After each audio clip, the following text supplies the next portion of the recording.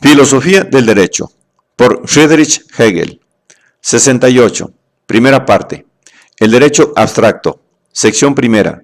La propiedad. Inciso C. Venta de la propiedad. 66.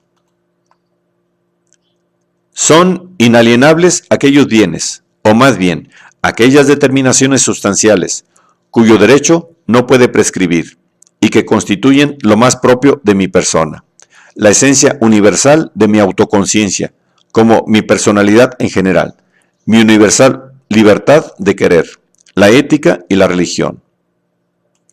El hecho de que lo que el espíritu es según su concepto, o en sí, lo es también en la existencia y por sí, y, por consiguiente, que la persona es capaz de ser propietaria y que tiene ética y religión, constituye también su concepto, en cuanto causa sui, es decir, como causa libre, el espíritu es tal cuyus natura non potest concipi nisi existens. Spinoza, Ética.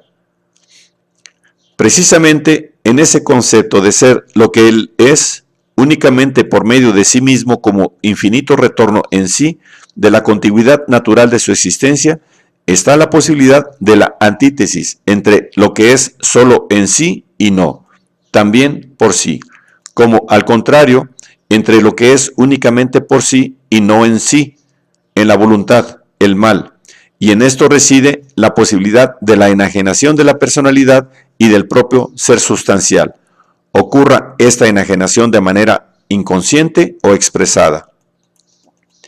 Ejemplos de la enajenación de la personalidad son la esclavitud, la servidumbre, la incapacidad de poseer propiedad, la no libertad de la misma, etc. Una enajenación de la racionalidad inteligente, de la moralidad, de la ética y de la religión se manifiesta en la superstición y en la cesión a otros del poder y de la autoridad, de determinar y prescribir lo que yo debo cumplir como acciones, cuando uno se compromete expresamente en el robo, el crimen o en la posibilidad de un delito, y qué cosa ha de ser obligación de conciencia, de verdad y de religión, etc.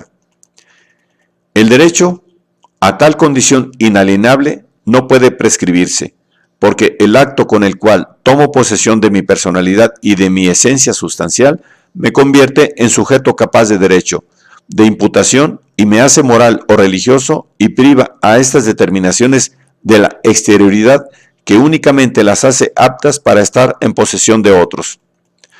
Con esta anulación de lo externo, cesan las determinaciones temporales y todas las razones que pueden ser tomadas en mi consenso primitivo o de mi deseo. Este retorno mío a mí mismo, con el que me hago existente como idea, como persona jurídica y moral, anula la precedente relación y lo injusto, que yo y otro hayamos hecho a mi concepto y a mi razón, de haber dejado tratar y tratado como algo externo a la infinita existencia de la autoconciencia. Este retorno a mí mismo me revela la contradicción de haber cedido a otros mi capacidad jurídica, mi ética, mi religiosidad que yo no poseía, lo cual, tan pronto como vuelva a poseerlo, existirá solo esencialmente como mío y no como cosa externa.